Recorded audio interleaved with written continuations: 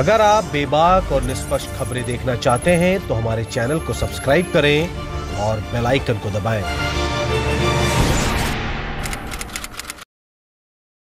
नमस्कार, मैं हूं संजय शर्मा और आप देख रहे हैं 4 PM news network. Bharatiya Janata party booth स्तर तक के कार्यकर्ताओं को जागृत करने के लिए, उनमें चेतना जगाने के लिए, पार्टी को जोड़ने के लिए लगातार काम करती रहती है। सुनील बंसल पिछले कई सालों से उत्तर प्रदेश के गांव-गांव में वो आए हैं और कार्यकर्ताओं को संदेश दिया है कि एकजुट रहो, ताकत बनाओ, ताकत से ही सत्ता मिलती है और सत्ता से ही मकसद पूरे होते हैं। हर जगह संगठन मजबूत किया जा रहा है, लेकिन मुख्यमंत्री के अपने निर्वाचन क्षेत्र गोरखपुर में पार्टी के नेता एक दूसरे को निपटाने पर तुले हुए हैं। ताजा मामला है भाजपा के सदर विधायक राधा मोहन दास अग्रवाल की एक पोस्ट को लेकर। पहले उन्होंने सोशल मीडिया पे पुलिस महकमे में और गृह विभाग पर हमला बोला और ये कहा कि मुझे अपने विधायक होने पर शर्म आती है। फिर एक ऑडियो जारी हुआ जिसमें वो एक जाति विशेष की बात करते हुए नजर आए। बाद में उन्होंने सफाई दी कि मुझे नहीं पता ये ऑडियो किसका है, लेकिन आवाज साफ उनकी नजर आ रही थी। अब जब राधा मोहन अग्रवाल सामने आ गए तो जंग और छिड़ गई।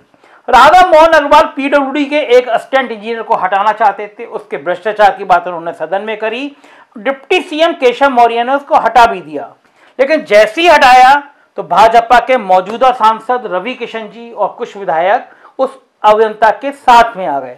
अब आप नतीजा देखिए, मुख्यमंत्री का अपना क्षेत्र है गोरखपुर के सबसे प्रभावी नेता है मुख्यमंत्री खुद, लेकिन वहां के एक असिस्टेंट इंजीनियर को लेकर उनके विधायक सांसद लड़ाई पर उतारू हैं। अब मामला और बड़ा जब राधा मोहन अग्रवाल की कल ये पोस्ट वायरल हुई, हमने 4 PM न्यूज नेटवर्क पे भी आपको दिखाई और बाकी जगह भी चली। इसके बाद आज सुबह रवि किशन खुलकर मैदान में आ गए और उन्होंने कहा कि अगर राधा मोहन दास अग्रवाल को आपत्ति है तो वो विधायकी पद छोड़ दें।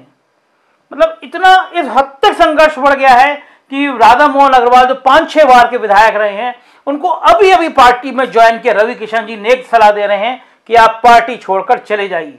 जाहिर है 2022 सिर पर है और उत्तर प्रदेश में मजबूती की आधार बना रही भाजपा अगर मुख्यमंत्री के क्षेत्र में भी ये गुटबाजी को खत्म नहीं कर पाई तो नतीजे खतरनाक होंगे, परेशान होंगे और कम से कम संदेश नहीं जा रहा।